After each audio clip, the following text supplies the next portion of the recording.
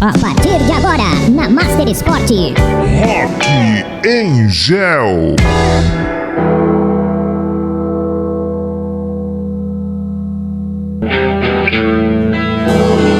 Sim, os sinos abalando a abertura aqui do nosso programa Rock em Gel, que está no ar mais uma vez. Eu sou o Alex Ricardo e o nosso querido Fábio Pereira também por aqui. Tudo bem, Fabião? Mais um Rock em Gel no ar. Tudo bem, Alex? Muito boa noite a você, muito boa noite ao pessoal ligado aí na Master Sport, acompanhando mais um Rock em Gel nessa quarentena. E hoje o nosso convidado é de peso, hein? Muita história. Apesar da pouca idade, ainda já tem muita história na TV brasileira, né, Alex? Sim, sem dúvida. Estamos com o nosso querido Bruno Lohance. Bruno, seja bem-vindo. Uma alegria tê-lo aqui no nosso Rock em Gel de hoje. E aí, galera, tudo bem? Boa noite. É um prazer, uma honra estar com vocês aí na Master Sport, poder trocar uma ideia, bater um papo, ouvir boa música, tirar uma onda. Todo mundo guardado em casa, preso, então é bom poder contar umas histórias, contar umas mentiras e ouvir boa música sempre ajuda. É um prazer estar com vocês. Ah, muito legal. E a gente já começa perguntando para ti, né, o Bruno, essa situação, né, de coronavírus, quarentena, o que você anda fazendo aí, assistindo, ouvindo o que atualmente, assistindo algum filme aí? Big Brother, o que você anda fazendo, meu amigo? Cara, o que tiver eu tô vendo. Coisas que eu nunca vi antes eu tô vendo. Mas tenho assistido muitos documentários de esporte, coisas que eu não tinha ainda conseguido assistir, eu tenho colocado para recuperar um pouco do tempo.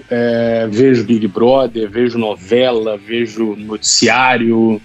Quer dizer, tento matar tempo, tento criar, tô trabalhando ainda, não tô parado, tô criando, tem um projeto novo do DAZN que eu tô ajudando a elaborar, então isso daí tá me tomando bastante tempo, e tento recuperar mesmo as coisas que eu não tinha tempo para assistir, né, porque viajando, correndo de um lado para o outro o tempo inteiro, a gente acaba deixando muita coisa para trás, então esse acaba sendo um momento em que a gente pode recuperar esse tempo, assistindo algumas coisas, tentando recuperar um pouco do conteúdo para manter a cabeça funcionando, para manter as coisas em ordem também, porque se você ficar parado muito tempo, a cabeça começa a voar, você já começa a ficar agoniado com isso de não poder sair de casa e de fato é fundamental não sair de casa. Eu tenho feito isso, eu tinha voltado de viagem de fora do Brasil logo no começo da pandemia, então cumpri rigorosamente a primeira quarentena dos 14 dias, aí nem para ir a mercado, nem para ir à farmácia, nada, e aí depois sim consegui já pelo menos ir ao supermercado e à farmácia, fazer essas coisas essenciais, mas de resto é dentro de casa, cara, é devorando aí todas as plataformas, tentando ver tudo de bom que tem disponível para poder matar tempo mesmo. Ainda bem que estou trabalhando, ainda bem que estou conseguindo também produzir algumas coisas, pensar em outras coisas para poder fazer com que o tempo ande um pouco mais rápido, porque é muito difícil mesmo, né? Alguém que, sei lá, todo mundo tem a vida corrida, né, cara? Todo mundo tem a vida puxada e ninguém está acostumado a isso, né? Tá todo mundo acostumado a ter que acordar cedo, ter que sair, ter que aguentar trânsito, então é um mundo diferente que a gente está vivendo e todo mundo tem que se adaptar a ele. Dá pra sentir saudade do trânsito, hein, Fabião? Às vezes dá, né, Fábio? Olha, cara, eu não tenho não, mas o Bruno não tem saudade do trânsito nessa época aí? Velho, eu tô com saudade de tudo, cara. Vou te falar a real, tô com saudade até do trânsito, velho. Sei lá. O trânsito surreal, né? Sendo um tempo para que eu consumisse outro tipo de conteúdo, ou sempre ouvi muito podcast no carro, ou mesmo rádio mesmo, que é também um veículo que, embora eu nunca tenha trabalhado, é um veículo que me fascina, assim, eu acho o rádio muito legal, então era um tempo que eu utilizava também para ouvir rádio, para ouvir notícia, para ouvir música, para poder ouvir podcast, então até disso eu sinto falta, velho. Qualquer coisa que cria uma situação para que eu pudesse estar fora de casa acaba fazendo falta num momento como esse. Mas óbvio, todo mundo tem que se proteger, tem que ficar em casa, tem que seguir as recomendações Não é uma gripezinha, não é algo banal, então é um sacrifício que a gente tem que fazer por um período até maior do que a gente imaginava, mas por um bem muito maior também do que a gente imagina. Então, nada a discutir, ordens devidamente acatadas, respeitando sempre a ciência e quem tem mais conhecimento do que a gente sobre o assunto. Não adianta, eu sempre aprendi isso, né? A gente não pode discutir sobre um assunto que a gente não domina. A gente não pode opinar sobre um assunto que a gente não domina. Se a gente quiser falar de esporte, eu estou aqui para isso, aí eu domino, a gente vai falar sobre isso durante horas. Agora, um assunto que eu não domino, eu respeito a opinião de quem domina esse assunto, de quem estuda de fato esse assunto. Por isso, não quero entrar em política, não é uma mensagem política, não, é apenas uma observação minha como homem, como pai, das coisas, cidadão, como eu toco a minha vida, né? Do que eu entendo, do que eu estudo, do que eu domino, eu falo com propriedade, vou discutir com qualquer pessoa. De assuntos que eu não domino, que eu não tenho oportunidade de estudar e ter o conhecimento suficiente, eu prefiro absorver opiniões que eu respeito e fazer delas as minhas também. Então, apoio integralmente tudo que vem da ciência num momento como esse. Então, se é para ficar em casa estamos. Bom, nossos líderes te ouçam, né? Enfim, Bruno, só nessa resposta aí que você deu aí, a gente falou aí de redes sociais, televisão, rádio, podcast, né? E aí se engloba o jornalismo. Da onde que surgiu essa... Eu sei que você teve um pai que foi um baita jornalista, né? O Michel Lohans. E foi dele a paixão que surgiu aí? Foi vindo dele a paixão que surgiu pelo jornalismo? Desde pequeno, em casa, foi acompanhando o pai que surgiu isso? Então, minha mãe também foi jornalista de redação, de impresso, de revistas, de jornais, trabalhou no Globo, trabalhou em algumas revistas e tal. E minha mãe parou de atuar mais cedo, ainda era bem novo. Mas meu pai não, né? Meu pai seguiu até falecer, ele estava trabalhando. Então, como eu queria ser... na minha cabeça eu tinha claro de que eu seria jogador de basquete. E como eu não era bom o suficiente para isso, eu tentei imaginar possibilidades para que eu me mantivesse perto desse ambiente que sempre me fascinou, que foi o ambiente do esporte. Então, aí acabou sendo uma associação muito natural, pela convivência com meu pai, né? Era algo que, poxa, eu sempre admirei muito o trabalho dele, trabalhou nas maiores emissoras do Brasil, em muitas delas mais de uma vez até, então acabou sendo uma associação muito natural, cara. Quando eu estava para fazer vestibular, assim, eu não tinha nada que me chamasse atenção além do jornalismo, né? Então acabou sendo um caminho muito natural. Fiz o vestibular para jornalismo e aí no segundo ano, eu morava no Rio ainda, e no segundo ano meu pai morava em São Paulo, e aí ele falou, poxa, vem para São Paulo, porque São Paulo tem mais possibilidades, as cabeças de rede, né? Então, em São Paulo ainda não tinha nem TV a cabo, né? Era um processo muito embrionário tudo isso de TV a cabo, era muito pequeno. Então, era mais TV aberta mesmo, né? Então, em São Paulo estão as principais cabeças de rede, até hoje, exceção feita a Globo, né? Então, acabou sendo também uma opção mais inteligente, né? Vir para São Paulo para poder ter um mercado mais atrativo, né? E aí eu consegui iniciar minha carreira e já são 22 anos já, mais de 22 anos trabalhando nisso daí, contando mentira, contando verdade, contando história, sendo história em alguns momentos, o que não era meu objetivo, mas é algo que eu gosto muito. Hoje eu olho para trás assim e já consigo sentir bastante orgulho das coisas que fiz, graças a Deus. E aqui eu tenho um depoimento do seu pai e ele fala sobre um assunto aqui muito legal que eu gostaria que você comentasse também depois que a gente ouvir essa declaração aqui. Vamos lá. Sendo claro que o jornalismo de antigamente era melhor. Não é sobre esse aspecto. O jornalismo tinha mais qualidade, mas tinha também mais respeito pela notícia. Você me entende? Que é uma coisa que eu recomendo a todo mundo. Eu trabalho aqui, eu recomendo para todo mundo. Digo, pô, eu não preciso inventar nada. Vai e faz o que aconteceu, mas faz bem feito. Né? Aí eu só leio desmentidos, eu não leio uma confirmação dizendo assim, não, eu falei isso, realmente é verdade. Não vejo, eu só vejo desmentidos a toda hora, rapaz. Sabe, por exemplo, eu vou citar aqui uma novela Ganso. Durante 1 ano e meio venderam Ganso. Todo dia. Sabe, isso não existia.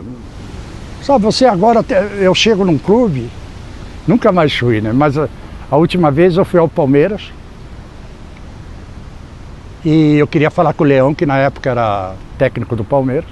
E o Leão é meu amigo, uma pessoa que hoje em dia talvez não seja tanto, mas era meu amigo. E eu fui encaminhado para um curral,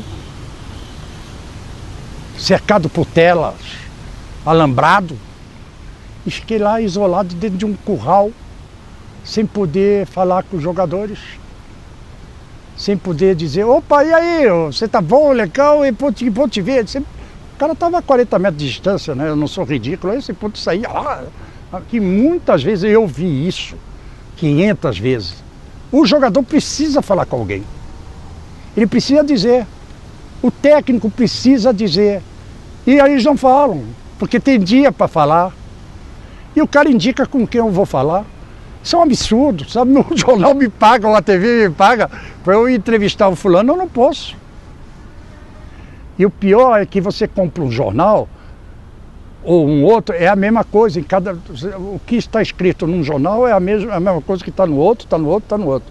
Na TV é a mesma coisa. Se você for mudando de canal, no horário dos programas esportivos, você vai ver que todas as coisas são iguais.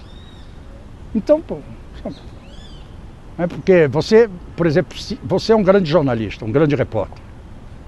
Você vai no clube, você vai conseguir exatamente o que o pior repórter vai conseguir. Eu conheço jornalista, o repórter que vive de ficar atrás de você quando você pergunta. Ele ouve o que você pergunta, o cara responde, ele nunca fez uma pergunta na vida, ele só vai anotando as respostas. Pois é, tá aí um belo depoimento esse, ô Fábio Pereira. Eu fiz questão de separar isso aí porque nós vivemos essa realidade hoje em dia e pouca gente tem coragem de falar. Porque, olha só, hoje em dia jogador é intocável, cara. É brincadeira, estão acabando com a profissão. Essa é a minha opinião. Agora eu vou ouvir, claro, do Bruno, que trabalha aí há muito tempo na sua experiência e vai falar sobre isso aí. O que você pensa, Bruno?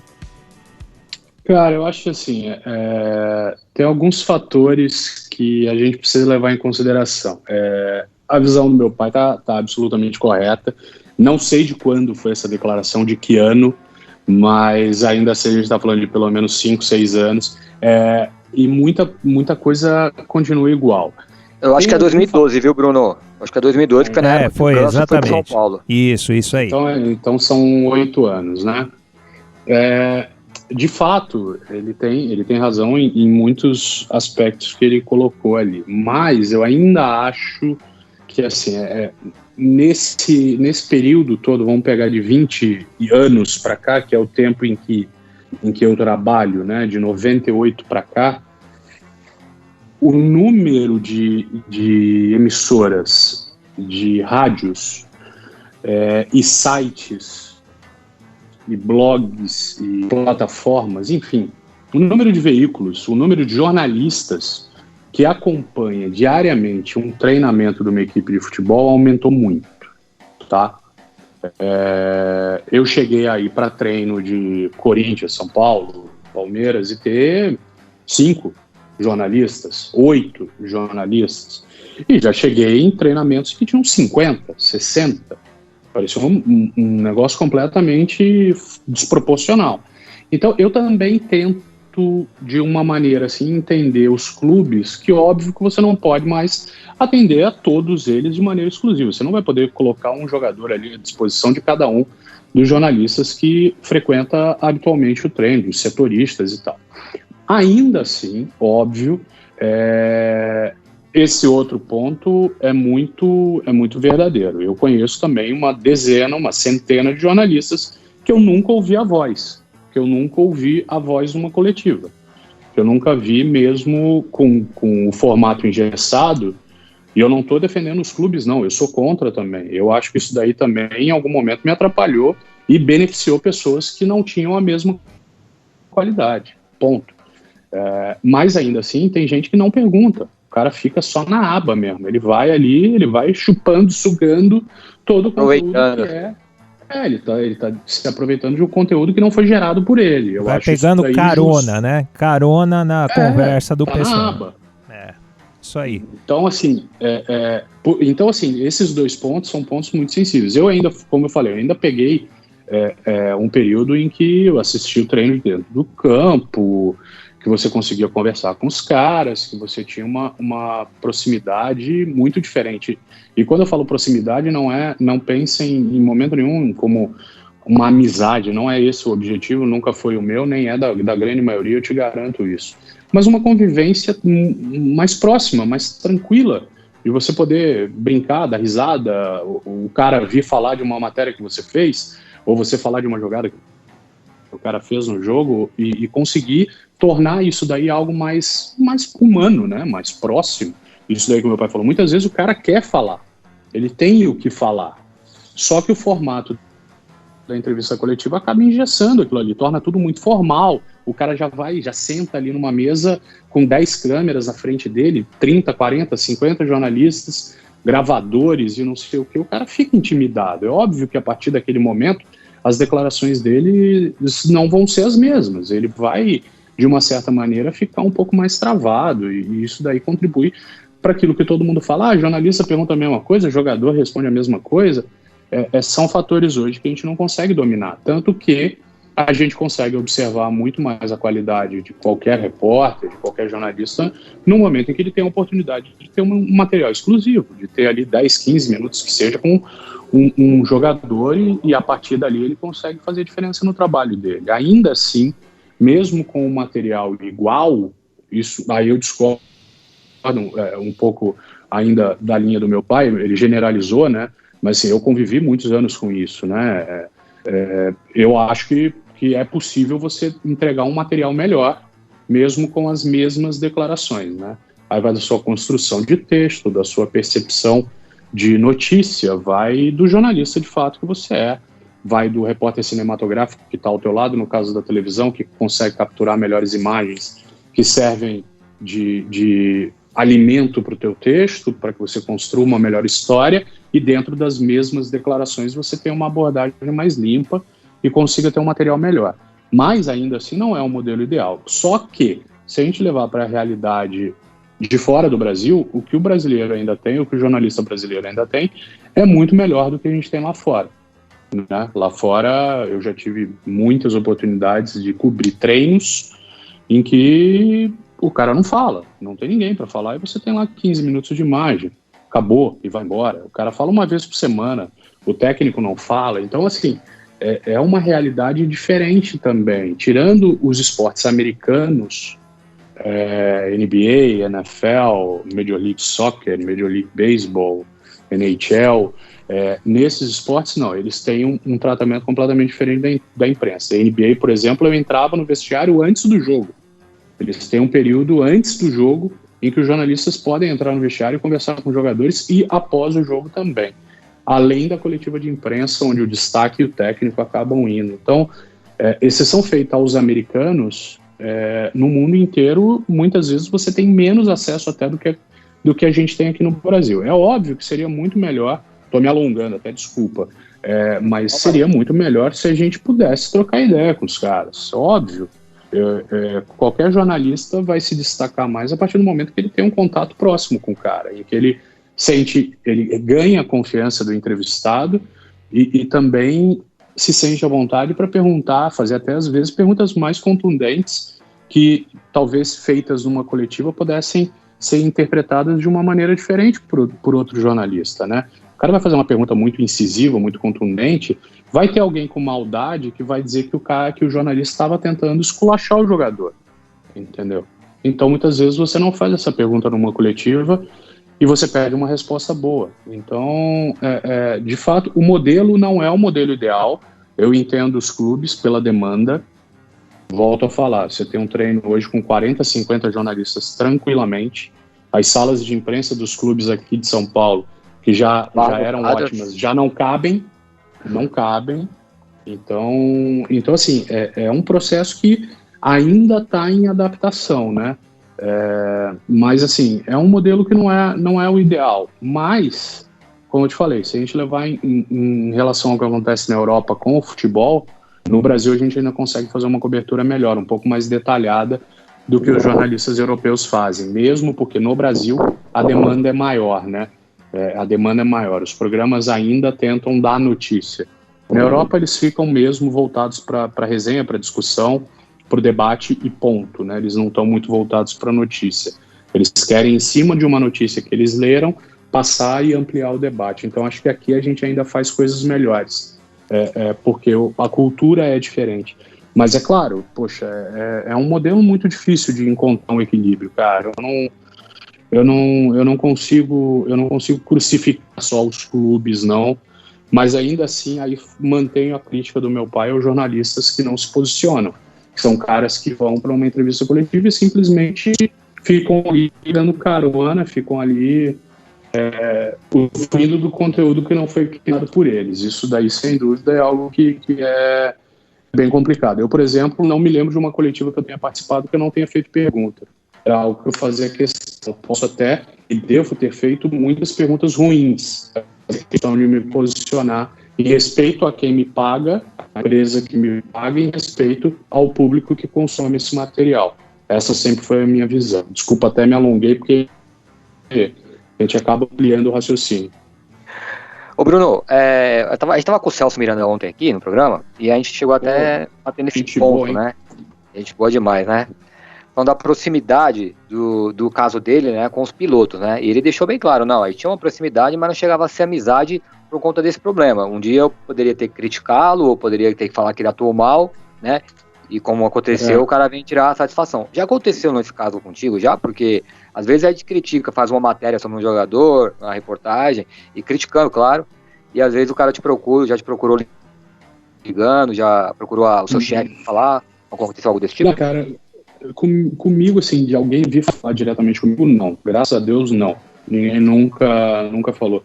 Dentro da minha linha, pelo menos daquilo que eu tracei como meu perfil de repórter, posso até, talvez seja também um defeito, eu sempre fui um cara de levar as coisas, de tentar levar as coisas de uma maneira um pouco mais branda.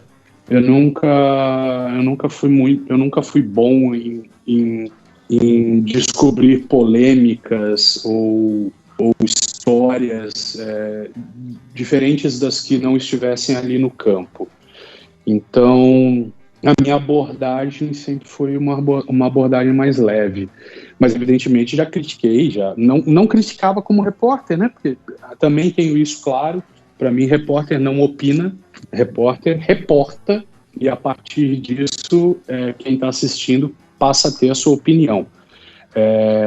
Mas assim, já fiquei sabendo de reportagens que alguns jogadores não gostaram, ou de uma frase que você coloca de um gol perdido, que talvez você não coloque da maneira mais correta naquele momento, fala, pô, o gol estava feito e talvez não estivesse tão feito assim e tal, e a gente sabe que aí, voltando a esse ponto que eu tinha falado como repórter, você forma a opinião de muitas pessoas. Aquilo que é dito, principalmente dos anos que eu fiquei na Globo, acabava tendo um peso muito grande, acabava formando mesmo a opinião das pessoas, né? Então, uma frase mal colocada poderia causar uma impressão ruim, mas eu nunca tive problema. Pessoalmente, eu nunca tive problema. Cara, agora eu lembrei.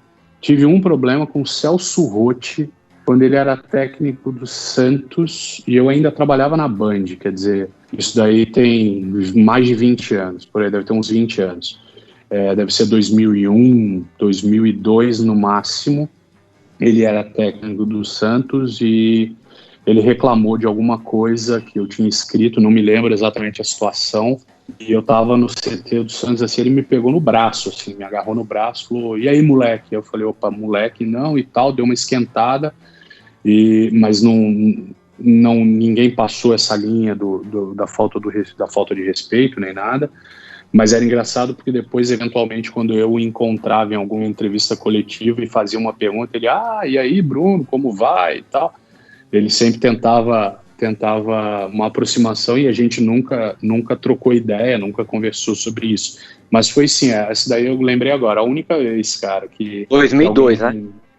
Ah, eu acho, não lembro Quando ele treinou o das Santos, passagens eu do acho que na Celso internet. Roth.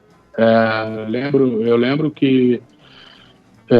qual o ano do Robinho? O ano do Robinho e do 2002, Diego é esse, Robinho né? e É, 2001 ou Campeonato. 2002, né? Então, 2002. mas aí o Celso Roth começa o ano e depois o Leão pega, né? 2002. Eu acho que é isso. E aí, então, ele já devia estar sendo criticado, já devia estar para sair, e o time tinha outros medalhões que não deram certo, tanto que o Leão vem e abre espaço para Paulo Almeida, Alex, Léo, e aí Diego, Robinho e tudo, e ele muda completamente o time. Então pode ser isso daí mesmo. Mas foi a única vez, cara, foi a única vez. É o que eu te falei também, a minha linha, assim, o meu perfil como repórter sempre foi de buscar as boas histórias, né? Eu acho que isso daí é algo que eu também aprendi muito cedo e levo para minha vida. Eu acho que a gente mora num país onde todo mundo tem muito pouca oportunidade de se entreter. O cara não tem dinheiro para ir ao cinema, ele não tem dinheiro para ir ao teatro, ele não tem dinheiro para ler um bom livro. Então, muitas vezes, a televisão acaba sendo a única fonte de entretenimento da vida dele. E eu acredito... Futebol também não dá mais, né? Tá caro agora, né? Pois é. E eu acho que a televisão acaba sendo a única fonte de entretenimento do cara. E o esporte também. O cara já passa o dia inteiro ouvindo notícia ruim, notícia pesada, briga, corrupção, doença e tudo isso. E eu sempre acreditei que o esporte tinha essa ferramenta muito forte de entreter também. Então, acabou sendo algo que depois casou muito lá na frente, quando o Thiago Leifert entra na Globo. A gente acabou batendo muito próximo a essa ideia, mas era algo que eu sempre tive comigo. Então, eu sempre busquei as histórias que pudessem não divertir ou fazer piada, não pela galhofa, mas histórias que trouxessem algo bacana, que contasse o jogo de uma maneira bacana, que contasse a situação vivida por aquele jogador de uma maneira bacana. Foi algo que eu sempre busquei. Talvez até seja um defeito meu, um dos defeitos, um dos muitos, não ser um cara muito de cavucar as histórias ali do submundo, né, do lado B do futebol. Mas, embora elas existam, eu saiba de muitas delas, mas eu nunca tenho usado isso como ferramenta para o meu trabalho. Eu sempre acreditei numa construção legal de texto, numa história bem contada. Eu achava que isso daí cumpria bem o meu papel como repórter. Muito bem, Bruno Lohance aqui conosco, com o nosso Fábio Pereira. Agora nós vamos de música, nós vamos ouvir aí Iron Maiden. We shall never surrender.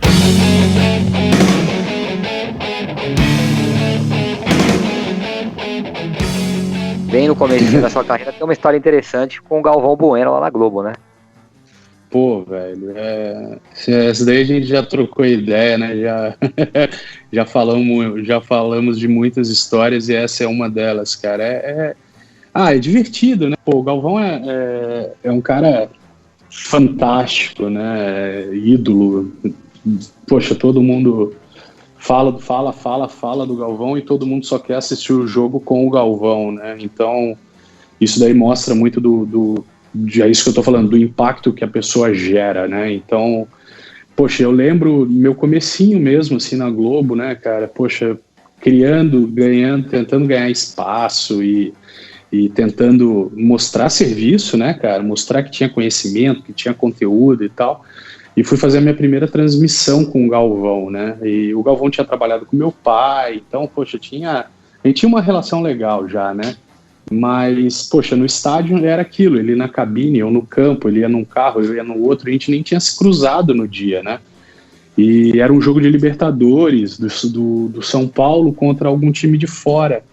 E aí, poxa, o repórter que estava começando para ter oportunidade cobria o time de fora, o visitante, para não falar tanto, para não se expor tanto e tal, né? E aí era um time, não me lembro exatamente da onde, acho que era da Bolívia. E isso daí a gente está falando de pelo menos 15, 16 anos para trás. Então o acesso à informação era muito diferente, né? Você não tinha... ajudar, Bruno. Não era o Chivas Guadalajara?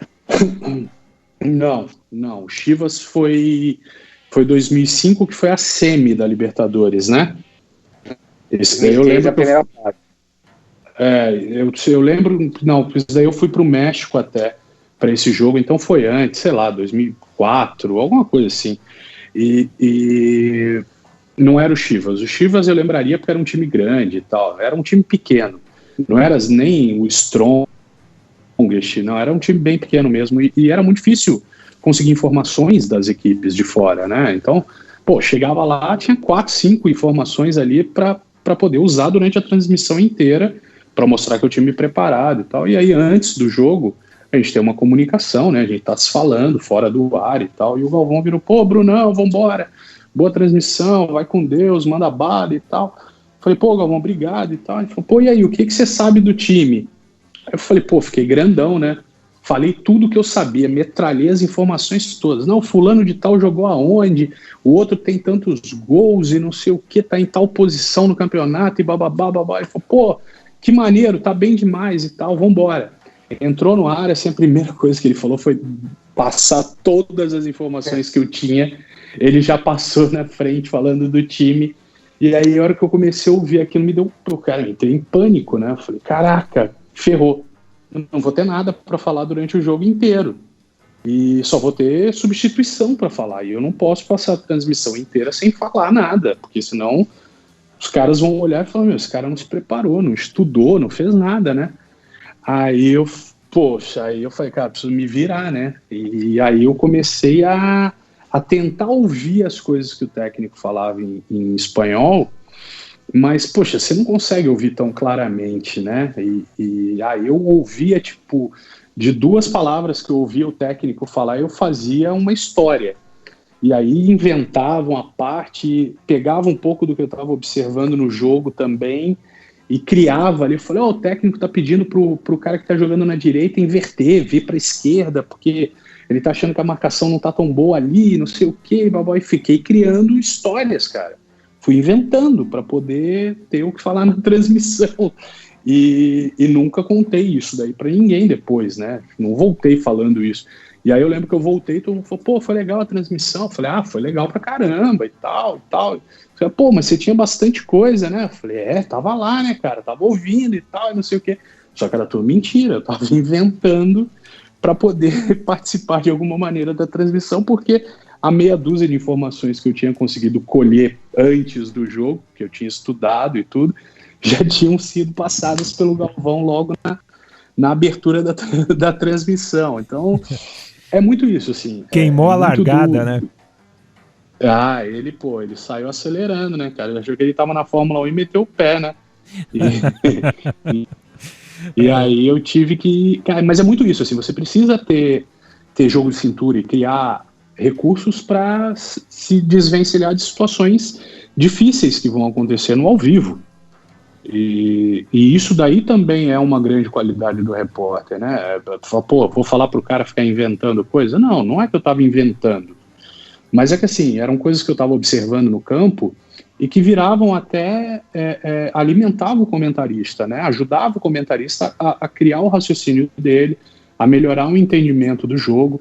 Não eram informações que eu tinha colhido previamente, mas também eram coisas que estavam acontecendo no jogo. Por isso é muito importante o tempo inteiro você estar de olho na bola, no que o campo está mostrando, no que está acontecendo no jogo, para que você tenha também uma percepção clara e consiga, às vezes, ajudar a leitura de quem está em casa, né? O repórter no campo, dentro de uma transmissão que já tem mais de 20, 30 câmeras às vezes, ele é mais um olho, né? Ele é mais um par de olhos, né?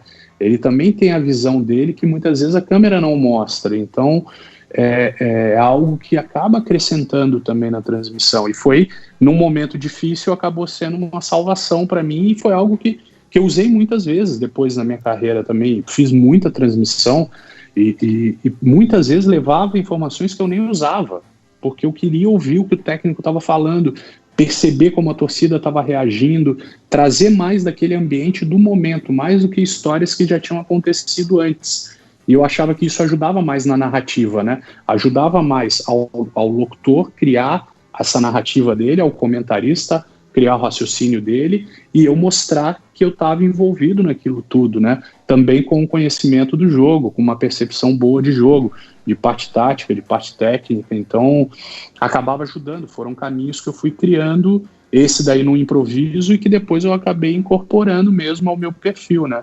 E sempre me destaquei, graças a Deus, nas transmissões com esse perfil, de não ser um cara de informações antigas, de histórias. Não, o cara quer saber o que está rolando ali na hora, é o time dele que está jogando, ele está de olho naquilo. O momento é o importante, né? Então, a partir de uma dificuldade, eu criei uma característica e abracei e acabou fazendo diferença na minha vida. Mas é uma das histórias engraçadas, assim, né? Só, pô, o Galvão foi lá e tomou todas as informações. Não, pô, ele não tomou.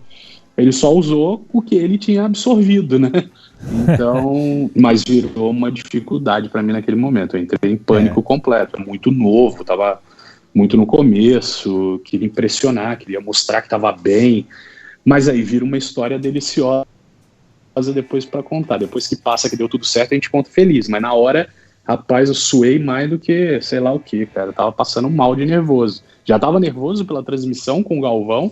Já tinha feito transmissão com o Luciano do Vale na Bandeirantes. Quer dizer, tive a honra de trabalhar com 2 dos maiores, se não os maiores em televisão. E aí já tinha esse nervosismo todo, mais essa pegadinha que o Galvão ainda criou para mim na hora. Mas ainda consegui me desvencilhar bem, graças a Deus. Mas, Bruno, tem outra aí que eu acredito que tenha sido uma bucha também em termos de responsabilidade, né? O Jornal Nacional. O que você me diz sobre essa entrada no Jornal Nacional, cara? Um jornal de tanta tradição, um peso, é como vestir a camisa 10 no Santos.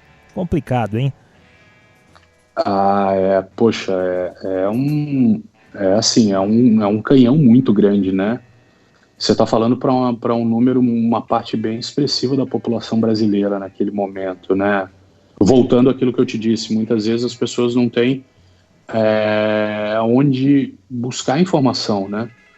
Ou elas não têm tempo, não é todo mundo que tem um telefone, um smartphone hoje, né? Na época nem existia isso, da minha primeira vez no JN, mas assim, então, sabe que muitas vezes a pessoa, ela passa o dia inteiro trabalhando, correndo atrás do dela e vai ter aquele momento ali para se informar no final do dia, né? E, poxa, eu tive momentos muito especiais dentro do JN e poxa, fiz reportagens, fiz série, fiz muita coisa legal e acho que quando você fala disso, você está falando da minha primeira entrada ao vivo, que foi se eu não me engano, foi sobre Fórmula 1, não foi uma matéria assim? Foi. Acho que foi 2007, eu acho, cara. Era a semana do Grande Prêmio do Brasil e a gente deslocava toda a equipe para isso, né? Ficava muito pouca gente cobrindo futebol para cobrir a Fórmula 1, porque ainda tinha o Massa, Rubinho. Ainda era uma época que o Brasil era expressivo dentro da Fórmula 1, né? Eu cobri Fórmula 1 desde 2003. E aí eu fui escalado para fazer uma entrada ao vivo com o Hamilton no Jornal Nacional, quer dizer, era entrar ao vivo no maior jornal do Brasil e ainda em inglês, né? Então era um negócio que me consumiu, assim, eu não acreditei quando fui escalado, achei que era mentira, fui questionar até meu chefe, falei, cara, tá errado, tem o Pedro Bassan, tem a Mariana Becker, tinha o Tadeu Schmidt ainda na época, cobrindo Fórmula 1, eu falei, cara, não é pra mim isso, ele falou, não, é pra você sim, vai lá e faz. E foi um momento muito, muito difícil. Eu vomitei antes e depois. Eu passei mal, literalmente, fisicamente. E aí é aquilo que eu te falo, sempre da preparação, né, cara? Você estudar. Eu já falava inglês, modéstia à parte, já falava inglês muito bem na época, fluente e tudo, mas ainda assim passei boa parte da noite anterior estudando, buscando a gramática mais perfeita, a pronúncia mais correta, a pergunta mais coerente para o momento, e além de ter que falar inglês, eu tinha que cumprir o tempo, porque dentro do Jornal Nacional 1 segundo já fazia uma diferença absurda, então foi uma tensão muito grande, assim, e graças a Deus deu muito certo. Quando eu voltei para a redação, tinha um e-mail do Bonner, que ele tinha mandado ainda lá da bancada, durante o jornal, para toda a direção de esportes e para mim, elogiando, dizendo que eu tinha sido muito elegante, que eu tinha sido muito correto, que o meu inglês tinha sido muito bacana e tal, e aquilo ali mudou a minha vida mesmo dentro da emissora, né? A chefia, a direção passou a me observar como um cara de um outro nível, né? Falou, pô, esse moleque, ele tá mais pronto do que a gente imaginava. E minhas oportunidades mudaram a partir dali, né? Minha vida mudou financeiramente e profissionalmente, né? Eu passei a ganhar mais, passei a ter mais coisas legais para fazer e passei a entrar, então, por uma outra escala, né? A gente vive de escalas, né? A gente vive de momentos, né? Então, eu era escalado para as coisas pequenas, para os jogos menores, e aí passei a ganhar mais oportunidades em coisas mais importantes, né? E foi um dia que, sem dúvida nenhuma, mudou a minha vida. Eu lembro com um carinho absurdo, assim, desse dia, e tenho muito orgulho de falar que a minha primeira participação ao vivo no JN foi em inglês com o Hamilton e deu tudo certo, graças a Deus. Maravilha. Que legal. Vamos lá de música, ô Fabião? Vamos de música? Vamos de música. Né? Na volta, tem mais pergunta pro Bruno na volta aí. Sem dúvida. Manda bala, tô aqui. Vamos lá, Bruno. Raimundos, o que você me diz do Raimundos? Opa, putz, cara, é o que eu te falo, entrega a idade, né? Eu sou velho mesmo, né?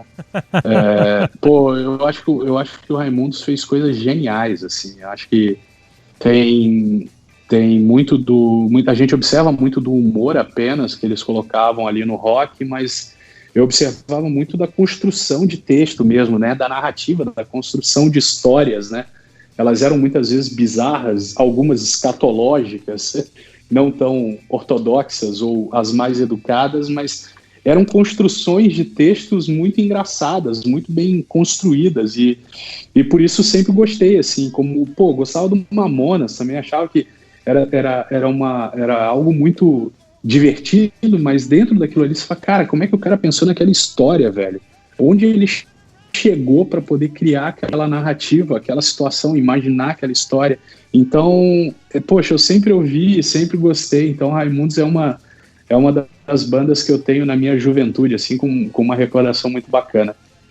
Principalmente os primeiros álbuns do Raimundos, que misturava lá no bem. Começo, com o Rodolfo ainda. Isso, misturava bem com a música nordestina e tal, né? Nordeste, né? Muito legal. Pois é, eles botavam um triângulo no rock and roll, né, cara? E casava, né? Mostra o quanto a música é rica, né? O quanto as possibilidades na música, elas são realmente infinitas. Quando elas são feitas com carinho, né, com coração, elas acabam encaixando, né? Então, se ouvir triângulo no rock and roll do Raimundos e ouvir, notar de fato o instrumento, é muito bacana, além de toda a construção das histórias, das letras, né? Como eu falei, que eram sempre letras muito divertidas, muito engraçadas, algumas muito malucas, mas que acabavam grudando na tua cabeça, né? Muito pouco provável que alguém que tem a minha idade, 40, 38, 45, dessa minha geração, assim, que toque uma música do Raimundos e o cara vai lembrar praticamente da letra inteira, né? Então, verdade. Eu sempre curti, sempre achei legal. Então vamos ouvir aqui Palhas do Coqueiro.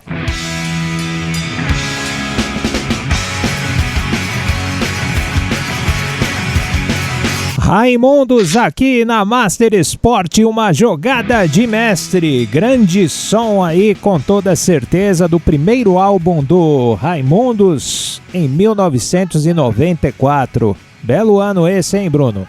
Ano do Tetra, né, cara? Ano do Brasil saindo da fila, ano antológico em que Bádio isola a bola no pênalti e Galvão se esguela abraçado a Pelé. Exatamente. Cara, falando de Pelé, Bruno, falando de Pelé, que legal, cara. Eu e o Bruno nós já tivemos a oportunidade de fazer umas viagens aí, trabalho, né, Bruno? Cobrindo basquete, né? NBB, Champions League das Américas, enfim. E o convívio com o Bruno sempre foi muito engraçado, o cara muito engraçado, as piadas que ele conta, as histórias que ele conta muito mais legais ainda. Queria que ele contasse uma história aí, quando ele era criança, que ele foi até Santos e conheceu o Pelé, cara. Deve ter sido, acho que, isso daí coisa muito legal. É maluco demais. Meu pai cobriu, né, toda a carreira do Pelé pela Placar e depois pelas emissoras onde ele trabalhou e tal, e ele tinha muito daquele depoimento que a gente ouviu dele, né, da proximidade dos caras e até de desfrutar da amizade deles, né. E eu não acreditava, né? Meu pai falava, não, porque eu sou amigo do Pelé, sou amigo do Pelé. Eu falava, tá bom, eu sou amigo do Michael Jordan. E dava risada. E aí eu tinha, sei lá, acho que 14, 15 anos, e vinha para São Paulo de férias para ficar com meu pai. Eu morava no Rio, nasci no Rio, né? E aí numa dessas vindas nas férias, meu pai falou, eu tenho que ir a Santos para falar com o Pelé. Eu falei, tá bom, beleza. Tava achando que era onda dele e tal. E de repente a gente entrou no carro e foi descendo a serra e tal, chegou em Santos. O Pelé tava naquela época que ele dava treino no Santos ainda pra molecada, era o Robinho pequenininho e tal. E a gente chegou no treino e eu, tô quieto ali, né? De repente a hora que o Pelé viu meu pai, ele entregou o apito para um auxiliar e atravessou o campo. Chegou, qual é, francês e tal. Meu pai nasceu na França, né?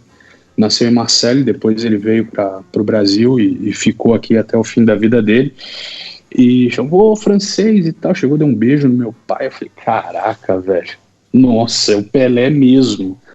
E foi muito curioso isso, porque tem o impacto, né, do mito, né, do gênio, né, de você estar vendo o maior da história ali na tua frente.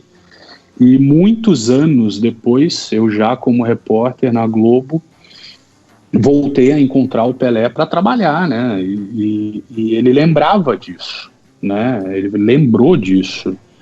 E tive depois 2 passagens com o Pelé muito loucas, assim, uma reportagem que eu fiz para o Jornal Nacional também, que eu desci de helicóptero no campo da Vila Belmiro com o Pelé, sabe, eu falei, caraca, esse helicóptero não cai nunca, né, tô tranquilo aqui, porque tô com o homem. E aí de repente o helicóptero pousa no campo da Vila antes de um jogo, e o Pelé sai do helicóptero. Depois eu fiz uma série também para o Jornal da Globo, que eu falava, um dos capítulos da série era sobre o Cosmos nos Estados Unidos, o time que o Pelé jogou, e que apresentou ao país, né, aos Estados Unidos, o futebol, né, com os pés, né. E eu fui encontrar o Pelé em Nova York e fiquei a semana inteira atrás dele, e ele não falava comigo, ele passava, acenava, mandava beijo, mas não me dava entrevista. E no último dia da viagem, eu tinha que voltar para o Brasil e eu não tinha o Pelé ainda. E ele foi receber uma taça do Cosmos. O Cosmos jogava uma liga alternativa, não era a Major League Soccer. Jogava o Marcos Senna ainda no Cosmos. E ele foi receber a taça da temporada anterior, no início da temporada. E aí, eu tava desesperado. O Pelé chegou, entrou no carrinho de golfe no campo, recebeu a taça e tal. E eu tô vendo o Pelé indo embora, eu falei, ferrou, cara, eu tô morto agora. Eu comecei a gritar, Pelé, pelo amor de Deus, Pelé, pelo amor de Deus, eu vou voltar pro Brasil amanhã e eu não falei com você, pelo amor de Deus. Aí o Pelé mandou um stop the car, o motorista parou o carrinho e ele veio, me deu um beijo e falou, vai, o que você quer? Aí eu fiz lá 4 perguntas pra ele olhou, tá bom? Eu falei, tá maravilhoso. Ele falou, posso ir? Eu falei, por favor, rei, tá liberado. Aí ele veio, obrigado e tal, me deu a mão e foi embora, assim. Então, são coisas que a profissão nos proporciona que mudam a tua vida, né, cara? Assim, eu nunca imaginei que eu pudesse conhecer o Pelé, ter o mínimo de contato com ele, como tive com muitos caras fenomenais, mas óbvio que ninguém vai ser maior do que o Pelé. Então, mais algumas das histórias que eu coleciono com muito carinho, com muito orgulho, mas, pô, Pelé é pesado, o rei é diferente mesmo, por isso é o rei, né? Por essas e por outras, sem dúvida é o rei. Parece uma entidade, cara, é uma coisa maluca. É uma entidade, parece não, é uma entidade, cara. Verdade. Ele chega, o astral muda, muda o clima. Sem dúvida alguma. Agora, Bruno, eu queria que você falasse, cara, porque assim, você trabalhou em TV aberta, por assinatura e agora em streaming, né, que é o DAZN. Eu gostaria que você falasse um pouco sobre esse projeto, como é que é isso, cara, porque é uma grande novidade aqui no Brasil, né? Como é que esse projeto tem andado ultimamente, como você tem se dado lá dentro, cara?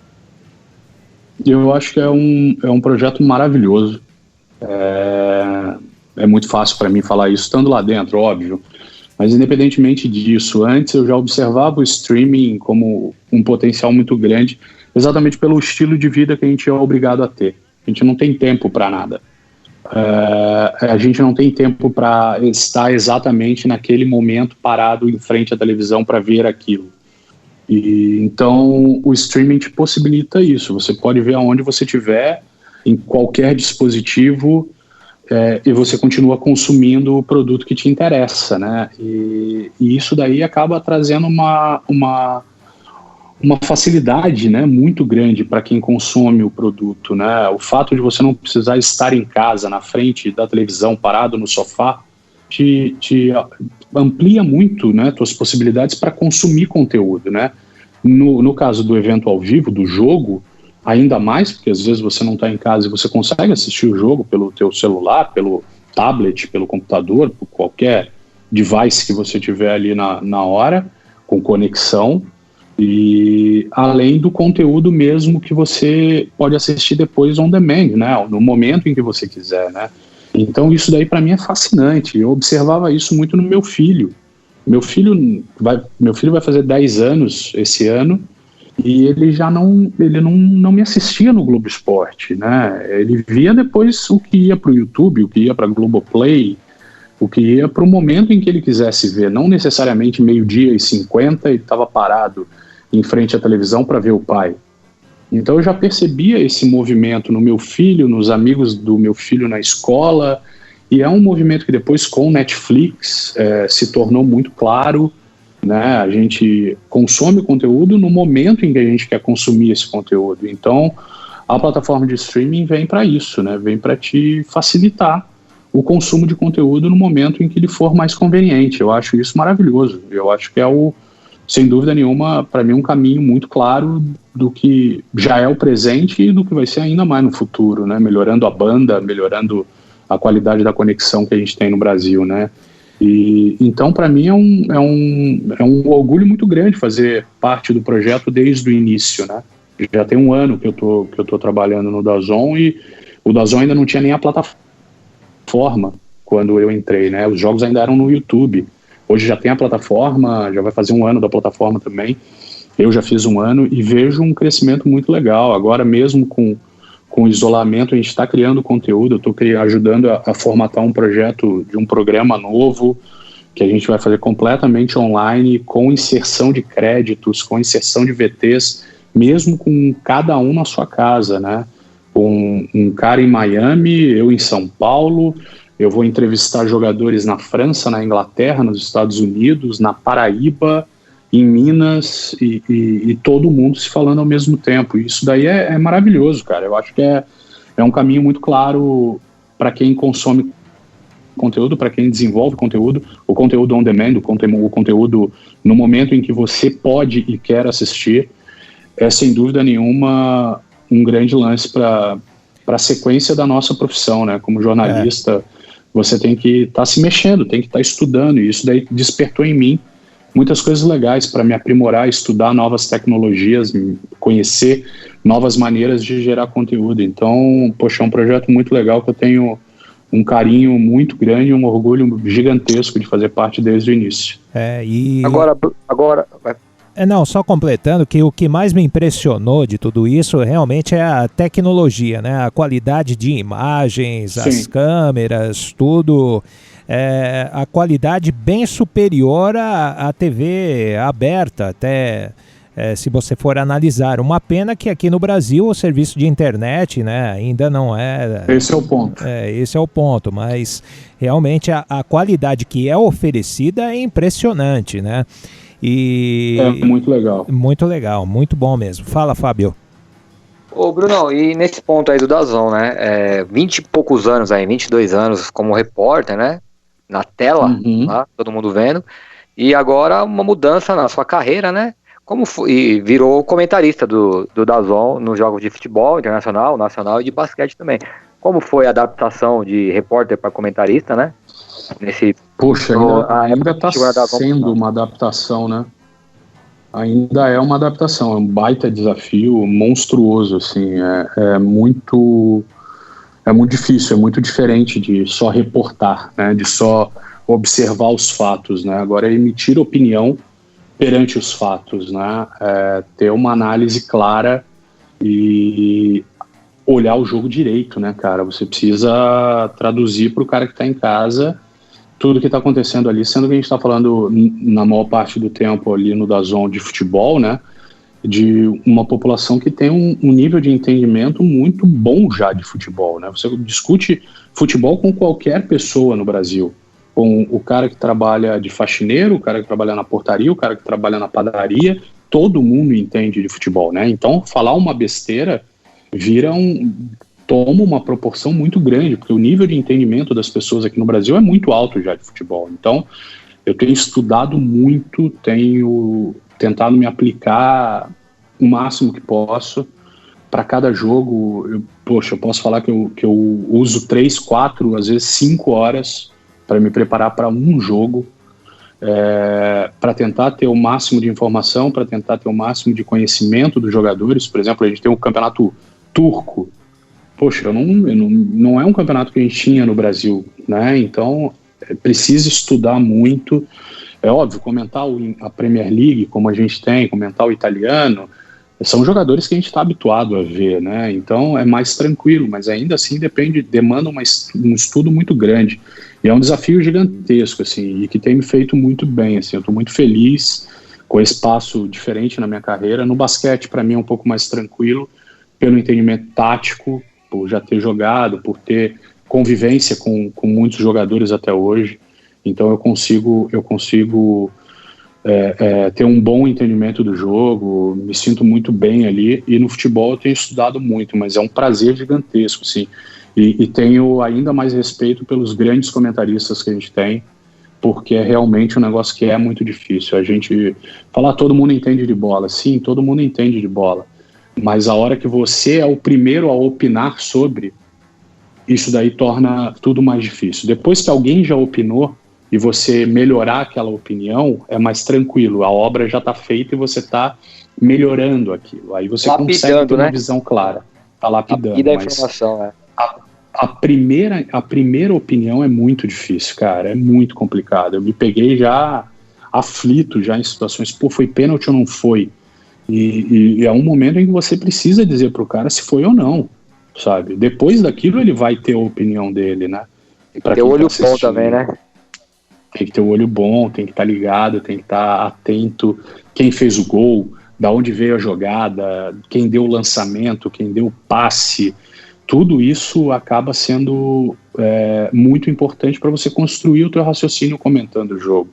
Mas eu estou muito, muito, muito feliz, assim, muito feliz mesmo, e não me imaginava comentarista, como lá atrás não me imaginava repórter, e a vida me abriu as possibilidades, e eu tô tocando, e já são mais de 20 anos fazendo coisas que eu não imaginei que eu faria. Então é uma alegria e uma descoberta diária, né? Todo dia você aprende mais, você ganha mais conhecimento e se torna um profissional melhor, né, cara? Você tem que ser melhor todo dia, não dá para achar que em algum momento já tá bom, porque não tá. Então, todo dia você tem que melhorar, tem que estudar em tudo que a gente fizer, né? Ô Bruno, na prática, né, essas transmissões do DAZN é via off-tube e uma parte da equipe no local é transmitido aqui de São Paulo, algumas são internacionais. Como é que funciona essa dinâmica aí? A gente tem todos os modelos. Os jogos que envolvem times brasileiros, a gente vai para o estádio, Copa Sul-Americana, Série C do Campeonato Brasileiro, todos são feitos do estádio. Os campeonatos internacionais italiano, francês, Major League Soccer, Premier League, Campeonato Turco, a gente vai até a Argentina, onde já tem uma estrutura consolidada do DAZN lá, a gente passa os finais de semana lá, vai geralmente na sexta e volta na segunda, dependendo se tiver FA Cup, né, a Copa da Inglaterra, a gente fica durante a semana lá em Buenos Aires e faz os jogos off-tube lá. E então tem todos os modelos, né? A gente tem todas as possibilidades e E é isso, assim, tudo depende muito. Agora já estão estudando possibilidades de criar uma estrutura no Brasil, já tem um escritório, mas de criar uma estrutura também de narração, tudo contando com fibra, né, com uma banda consistente, né, para que a gente tenha qualidade na transmissão e tenha sincronismo de áudio e vídeo o tempo inteiro, que é fundamental. Mas a gente tem todas as possibilidades, tanto do estádio quanto em off-tube. E agora vamos falar um pouco de pôquer, que tal? Hã? Eita, opa, aí é bom também, gostamos. Então, ô Bruno, eu gostaria que você falasse um pouco sobre esse esporte, né, que muita gente tem preconceito, né, com relação a ele e tal, e você é um praticante desse esporte, divulgou muito isso também na TV, e foi bem legal. Eu recebi uma vez um tweet de um cara que eu não conhecia, que se tornou um amigo querido, Vitor Marques. O cara me procurou e falou: velho, tem um brasileiro que foi campeão do mundo, campeão mundial de pôquer em Las Vegas. O cara jogou um torneio com 3.500 pessoas e foi campeão daquilo. Eu falei: peraí, velho, se um brasileiro é campeão do mundo em algo, eu preciso olhar e entender o que é. E aí fui buscar me informar, fui me educar. E aí eu descobri que o pôquer é considerado um esporte da mente, como xadrez, gamão. Ele não é um jogo de azar, ele não é um jogo de cassino, você não joga contra o cassino, você não joga contra a banca, você paga uma taxa de inscrição, como um tenista paga uma taxa de inscrição para jogar Roland Garros. Ele precisa pagar uma inscrição para jogar ali. E a partir daquilo ali, todo mundo recebe o mesmo número de fichas e vai disputar um torneio onde quem tiver mais habilidade, quem tiver uma dose de sorte, que também está envolvida, porque o baralho está embaralhado, as cartas saem de maneira randômica, você não pode controlar aquilo, mas eu consegui perceber que tem sim muito de habilidade naquilo ali. E aí eu fui me informar e descobri que o André Acari, um brasileiro, tinha sido campeão mundial em 2011 e fiz uma matéria sobre isso no Globo Esporte. Eu estava apresentando o programa na época, o Thiago estava de férias e eu consegui fazer uma matéria sobre aquilo e ajudei a desmistificar um pouco disso. O objetivo era desmistificar, mostrar que não era um jogo de azar, como roleta, como 21, como os jogos de cassino, que não são liberados no Brasil. Tanto que existem inúmeros clubes de pôquer no Brasil, e eles são regulamentados, eles tributam, eles pagam seus impostos. E então eu falei: poxa, peraí, tem um fundamento naquilo ali. O cara passa 12 horas jogando por dia num torneio do esporte. O cara precisa estar bem preparado mentalmente e fisicamente para ficar sentado ali na cadeira tomando decisões a cada minuto, né? E, poxa, eu acho que ajudei um pouco nisso, né? Depois, a partir daquilo ali, muita gente perdeu o medo de se colocar como um praticante, mesmo que de maneira informal com os amigos, ou de maneira efetiva em campeonatos, em torneios. O Ronaldo passou a falar que jogava, o Neymar hoje joga e posta que joga. Desmistificou muito daquela coisa do ambiente esfumaçado, né, de álcool, de contravenção e tal. Isso daí acabou ajudando, e eu tenho também um baita orgulho disso, de ter ajudado um pouquinho a desmistificar e mostrar que é sim um esporte, né, como eu falei, um esporte da mente, regulamentado, tributado, tudo feito de maneira correta dentro da legislação brasileira, né? Então, e é algo que eu gosto, eu pratico, eu jogo com os meus amigos, já joguei campeonatos grandes, já joguei campeonato em Las Vegas, já joguei em Punta, no Uruguai, já. Então, assim, é algo que eu gosto, que faz bem para minha cabeça, me faz raciocinar. Tem muito de matemática envolvida no jogo, tem muito de percepção de pessoas, de leitura corporal, algo que eu uso como repórter, que eu uso como comentarista, de fazer uma leitura das pessoas, de estabelecer um padrão sobre as atitudes das pessoas para saber quando ela está mentindo, quando ela está falando a verdade. Então tem muita coisa que a gente pode aplicar em várias coisas da nossa vida, em várias áreas da nossa vida, além de ser um grande network, né? Eu fiquei amigo de muitas pessoas através do pôquer, né? Conheci muita gente legal no pôquer. Então, ainda assim, é um network. Já vi muitos negócios grandes serem fechados numa noite com os amigos jogando pôquer. Então, eu gosto muito, defendi quando pude dentro da Globo e defendo sempre que posso, porque acho realmente que tem fundamento nas coisas, né? Os argumentos são válidos, né? Então, poder ajudar, é o que eu te falei, o objetivo é sempre ajudar, sempre desmistificar o que precisa ser desmistificado, diminuir um pouco o preconceito, seja em qual área, né? Em qualquer área. Então, coisas que envolvem o esporte, no que eu puder ajudar, eu vou estar sempre disposto, desde que sejam coisas sérias, coisas corretas dentro dos valores que eu tenho para minha vida. Maravilha. Fala aí, Fabião. Não, só queria mesmo agradecer aí a participação do Bruno aí, cara. Obrigado mesmo por atender a Falei gente. muito, né? Não, mas a gente chamou justamente pra isso, cara. Qual que seria a graça de chamar o Bruno pra conversar com a gente e não falar, né? O monossilábico aí é ruim, né? Já pensou, cara? Que chato. O cara que trabalhou tanto tempo na Globo lá, não falou nada, só tocou música. Não, a ideia era tentar sugar o máximo do Bruno e acho que a gente conseguiu êxito no programa de hoje. Bruno, obrigado pela sua atenção, cara. Fabião, obrigado. Você é irmão, velho. Você sabe que o que você pediu, eu tô junto. Parceiro aí, desconhece aí desde o ano passado aí, a gente criou um vínculo muito legal, bacana aí, cara, de amizade. É um cara, vou falar pro pessoal aí que ouve o Bruno aí sério, sisudão aí, cara, na TV, que é o trabalho dele. O Bruno é um cara super gente boa, do bem, engraçado, brinca com todo mundo, faz piada. Desejo pra você, cara, tudo de bom, Bruno. Tomara que nós voltemos em breve a fazer as transmissões juntos aí do NBB, da Champions League das Américas, o mais breve possível. Sinto falta aí da tua alegria, do seu companheirismo e desejo um copo gigante alto com gelo pra você, cara. Copo alto com gelo, né? Com Coca-Cola. Pô, Fabião, obrigado, velho. Alex, obrigado, prazer. Parabéns pelo trabalho, pela possibilidade de tocar música boa, de ouvir, botar as pessoas para falar, para que elas tenham, de fato, a oportunidade de concluir seu raciocínio, contar as histórias. Então é um espaço muito legal, desejo vida longa ao projeto e, poxa, uma honra, um prazer mesmo. O que precisarem de mim é só chamar que, poxa, eu vou estar junto sempre. Foi realmente muito, muito prazeroso, muito divertido. Não vi o paredão do Big Brother em homenagem a vocês, olha só que moral. Opa, isso é uma honra, hein, cara, pô. Aí sim, é por isso que tem o Globoplay, cara. Por isso. Pois vou ver depois, no momento em que me for mais conveniente. Olha aí, tá vendo o streaming funcionando? Olha aí.